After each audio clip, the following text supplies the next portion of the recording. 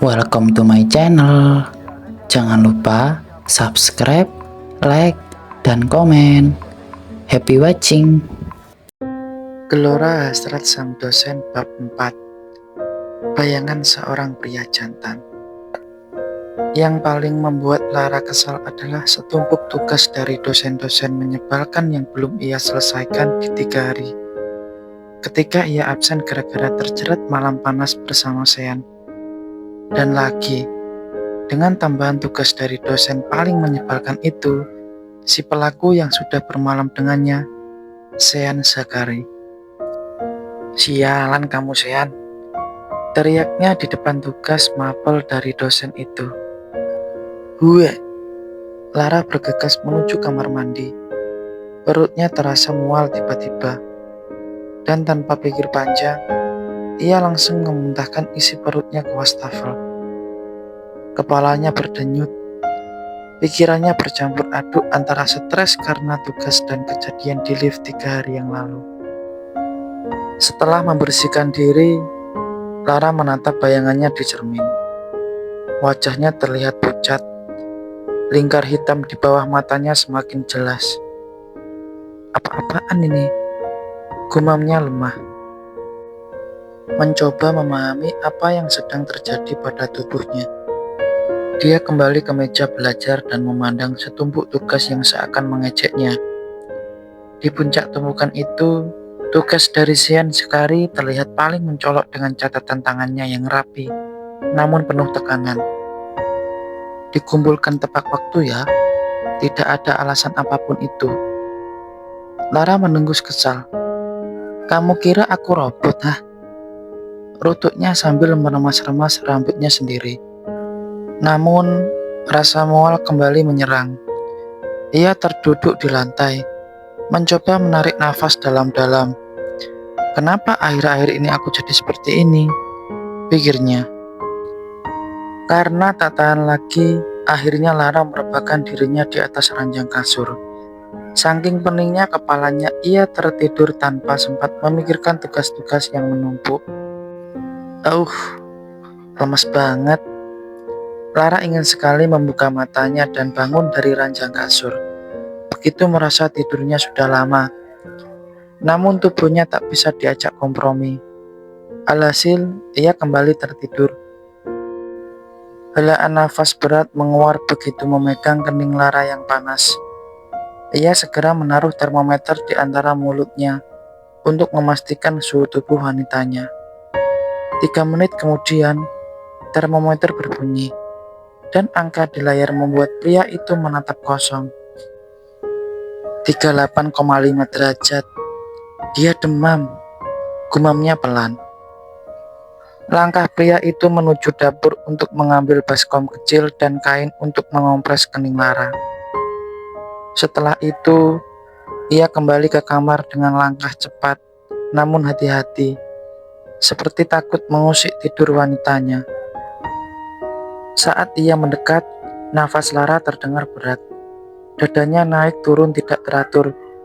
Ia duduk di tepi ranjang, lalu dengan lembut meletakkan kain basah di kening Lara.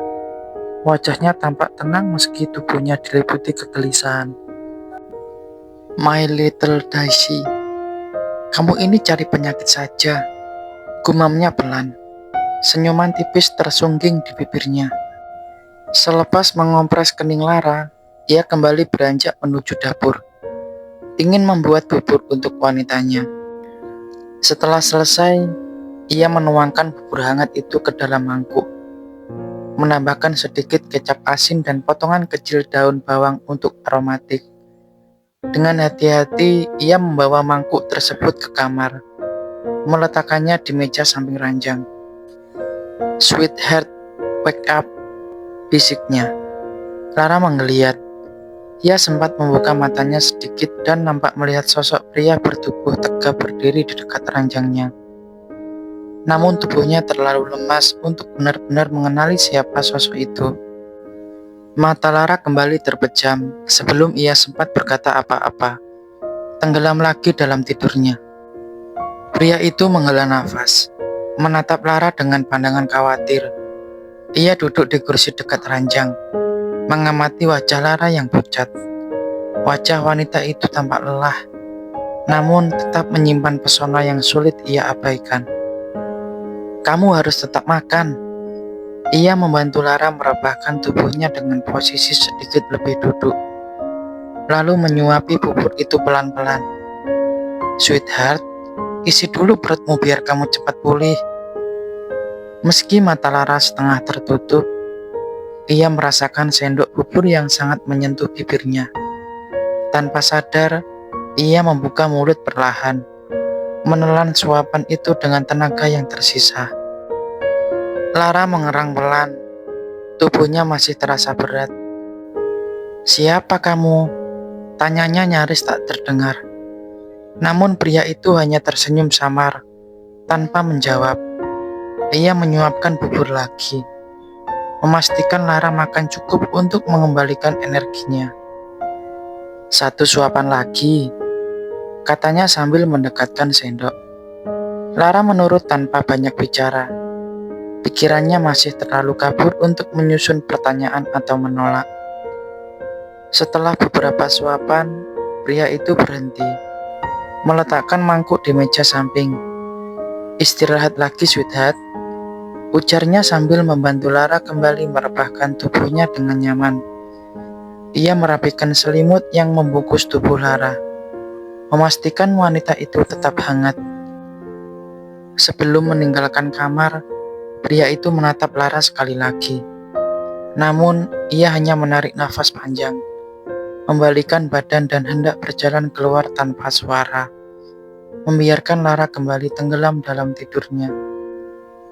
Namun langkahnya terhenti ketika sebuah bisikan lemah menyelinap dari pipi Lara. "Tolong jangan pergi." Pria itu menoleh kembali. Tatapan lembut namun penuh arti menghiasi wajahnya.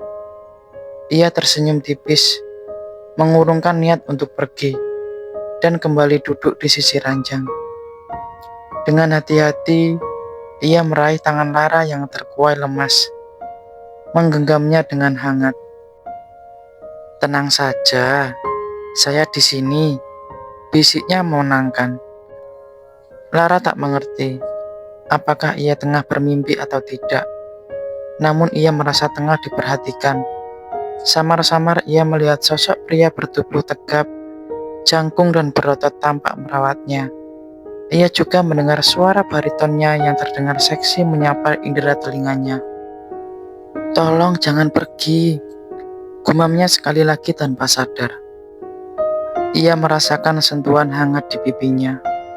Jemari pria itu menyentuh kulitnya dengan lembut, penuh kehati-hatian.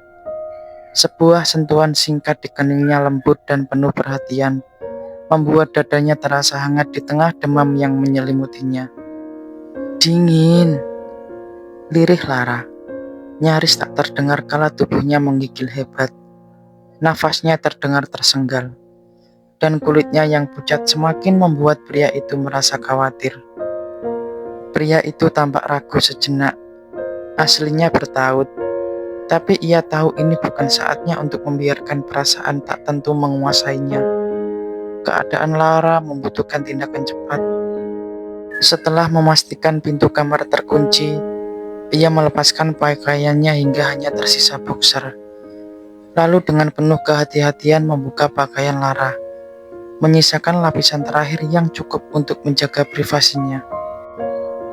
Ia bergerak naik ke atas ranjang, berbaring di sisi Lara, lalu melingkarkan lengannya di sekitar tubuh wanita itu, menariknya dalam pelukan erat untuk mentransfer kehangatan tubuhnya.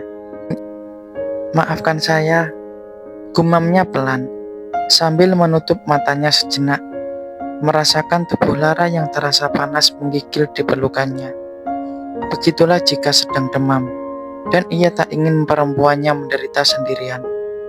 Ah, tidak, ia tak suka melihatnya kesulitan. Ia merapatkan selimut di atas mereka berdua, memastikan tidak ada celah udara dingin yang masuk. Tangannya perlahan mengusap punggung Lara, mencoba menenangkan tubuhnya yang bergetar. "Kamu akan baik-baik saja."